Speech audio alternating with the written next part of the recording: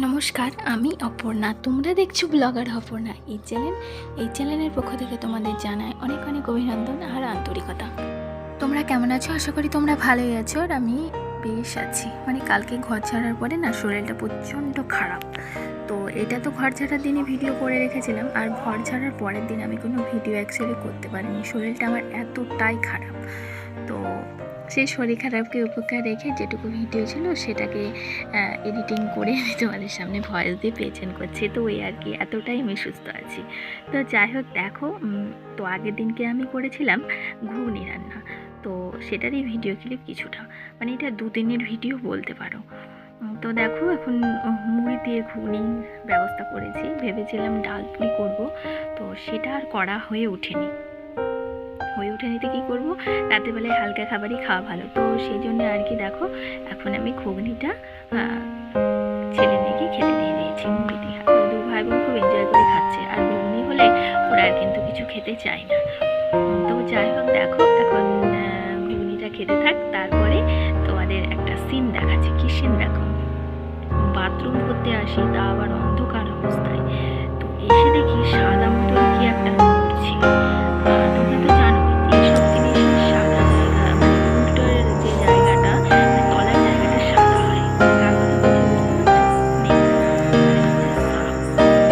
এটাই বাড়ির মধ্যে ঢুকেছিল, ডাঁটার সাপ। হাজবেন্ডকে ডাকছি, একটু বাইরে আসো বাইরে আসো করে, তারপরে বকছি মরে গেলেও বোধহয় আসবো না। তারপরে বাইরে আসে, এসে দেখে আমার চিৎকারের কারণটা কি। অ্যাকচুয়ালি আমার চিৎকারের যথেষ্ট কারণ আছে।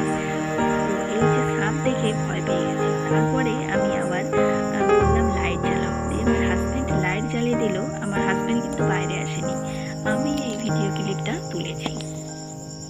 ভাবলাম তোমাদের সঙ্গে এই দৃশ্যটাও শেয়ার করি, তো তাই পাবলিক করলাম ভিডিওটা। তো দেখো কি বড়, একদম বাড়ির মধ্যে ঢুকেছিল, বেশ বড়। কিন্তু ওর যাওয়াটাও আমি পুরোটাই তুলেছি, কোন দিক দিয়ে গেল। তো দেখো, এখন ভয় পেয়েছিলাম কিন্তু, তবে হ্যাঁ, ভয়কে উপেক্ষা করেই, ভয়কে জয় করে আমি ভিডিওটা কিন্তু করেছি। আর তারপরের দিন এই হলো ভিডিও, 2 দিনের ভিডিও। আগের দিন বিকালবেলার কিছু ক্লিপ, আর নেক্সট দিন সকালবেলা। তো সকালবেলায় যে মাছ নিয়েছিল, ভেবেছিলাম এই ভিডিওটা ঘর ছাড়ার সঙ্গে জয়েন করবো, কিন্তু ভিডিওটা এতটা লং হয়ে গেছে, তাই আমি এই ভিডিও ক্লিপগুলো আর জয়েন করিনি। তো দেখো, মাছটা কেটে নিচ্ছি ওই দাঁতাটার কাছে। তো বেশ সাইজ পিস করেছিল, আর দুভাগের মাছ তো, আর এটা হাওড়া রুই ছিল। আর তোমরা যারা পুরনো ভিউয়ার্স তারা জেনেই গেছো যে আমি কোন মাছ খেতে ভালোবাসি। আমি দেশি রুই আমার ভালো লাগে না, গন্ধ লাগে। আমার আবার হাওড়া রুইটাই ভালো লাগে রুইয়ের মধ্যে।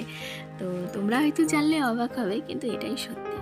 আর যেটা সত্যি, যেটা বাস্তব, আমি সেটাই তোমাদের সঙ্গে শেয়ার করি বা করলাম। তো দেখো, 2 ভাগ করা হয়ে গেছে। এবার ওদেরটা ওরা নিয়ে নিয়েছে, আর আমাদেরটা আমরা নিলাম। লেজার দিকটা আমরা নিলাম। লেজা মাথা যেদিক আছে সেদিক আর একটা কাকিমা নিয়েছে, সে নেননি, তিনি শুধু মাথার পিসের দিকে নিয়েছে। তো যাই হোক, আমার তো লেজার পিস বেশি ফেভারিট, তো অসুবিধা নেই। আর তারপরে এই যে এখন করলা ভাজা করছি। তো আজকে মেনুতে ভেবেছিলাম কিছু করব না, যেহেতু ঘর ছাড়া দিন। ভেবেছিলাম 2টো ডাল আর ভাত আর আলু সিদ্ধ করব। তো দেখছো 3টে পদ হয়ে গেছে। তো এগুলো করতে মোটামুটি ওই 8:30 বেজে গেছিলো। তো করেছিলাম এই ঝিঙে দিয়ে মটরের ডাল, আর করেছিলাম উচ্ছে ভাজা, আর মাছের ঝোল। একদম টেলটেলা ঝোল করিনি, তবে হ্যাঁ মাখা মাখা করেছিলাম। তো দেখো, এখন আমার ডাল রান্নাটা কমপ্লিট। ডালটা নামিয়ে দিয়ে মাছটা আমি বসিয়ে দিয়েছিলাম। আর মাছ তো ধুয়ে নিয়ে চলেও এসেছি বাজার, নিয়ে আসার সঙ্গে সঙ্গে কাটতে তো হয়নি, উনি পিস করে দিয়েছে। বড় মাছের এটাই সুবিধা, পিস নিজেকে করতে হয় না, ওনারা করে দেয়। আর ছোটো মাছ নিলে নিজেকেই কাটতে হয়। তো যাই হোক, দেখো এখন আমি মাছগুলো ভাজতে বসিয়ে দিচ্ছি। আর মাছগুলো 2বারে ভেজেছিলাম, পিসগুলো একবারে ভেজেছিলাম, আর মাথা লেজাটা একবারে ভেজেছিলাম। একবারে তো এত মাছ ভাজা হবে না, তাহলে ডুবো তেল লাগবে। তো অত ডুবো তেল খাইও না, আর ভাজিও নি। যাই হোক, দেখো এখন মাথাটার লেজাটা ভাজছি। আর মাথার লেজার সঙ্গে এই ডিম ছিল, আর একটুখানি তেল ছিল। আর আমি তো মাছের তেল পেলে আর কিছু চাই না। আলু বেগুন দিয়ে তেল রান্না করি, ওটা দিয়ে শুধু ভালো লাগে পেঁয়াজ দিয়ে। যেহেতু অল্প একটুখানি, আমি আর আলাদা করে দিয়ে একদম মাছ ভেজেছিলাম, ভেজে ওর সঙ্গে দিয়ে দিয়েছিলাম তেলটা, দিয়ে মাছের সঙ্গে ভাজা করে নিয়েছি। আর তার মধ্যে আমি কিন্তু একটুখানি ভাত খেয়ে নিয়েছি, যেহেতু ঘর ঝাড়বো, খিদে পেয়ে যাবে, খিদে পেয়েও গেছে।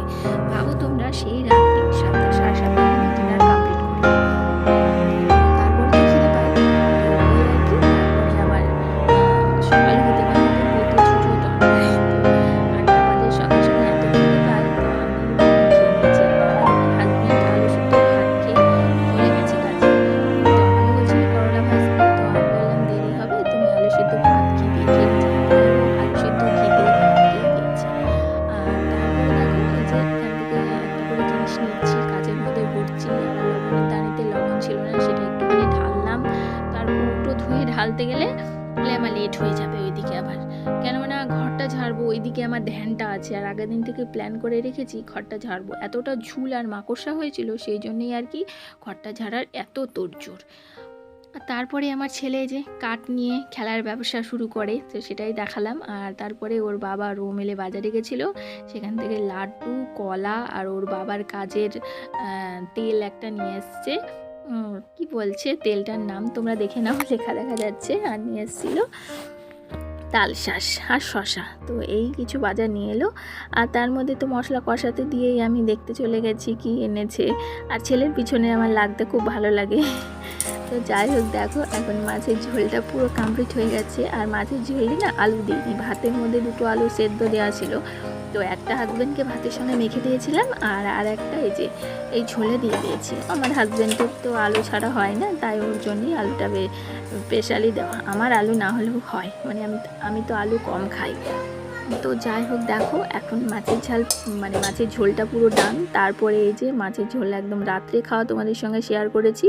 ঘর ছাড়ার পরে আর ইচ্ছা করেনি কিছু ভিডিও করতে, তাই আর করিনি। আর তারপরের দিনের এই ভিডিওটা, যেদিনকে আমার খুব শরীর খারাপ ছিল ঘর ছাড়ার পরে, সেদিনকে দেখো আমার পায়ে লেগেছে বলে আমার ছেলে পায়ে ডলে দিচ্ছে। আর তারপরে বন্ধুরা আমি আর ভিডিও কোনো শ্যুট করিনি। তাহলে চলো আজকের মতো এইটুকুই, দেখা হচ্ছে আগামীকাল। ততক্ষণ তোমরা সকলে খুব ভালো থাকবে, সুস্থ থাকবে। আর হ্যাঁ, যারা আমার চ্যানেলকে সাবস্ক্রাইব করোনি, তারা প্লিজ আমার চ্যানেলকে সাবস্ক্রাইব করে লাইক, কমেন্ট, শেয়ার অবশ্যই করে দেবে। যারা ভিডিও দেখছো কিন্তু কিছুই হয়ে ওঠে না, তারা প্লিজ আমার বন্ধু হয়ে আমার পাশে একটু থাকো আর আমাকে একটু সাহায্য করো। থাকলে পাশে থাকলে বা সাহায্য করলে আমি উপকৃত হব। আর আমি যদি উপকৃত হয়, আমি তোমাদের উপকৃত করবো। ফাইনালি বন্ধুরা, নমস্কার।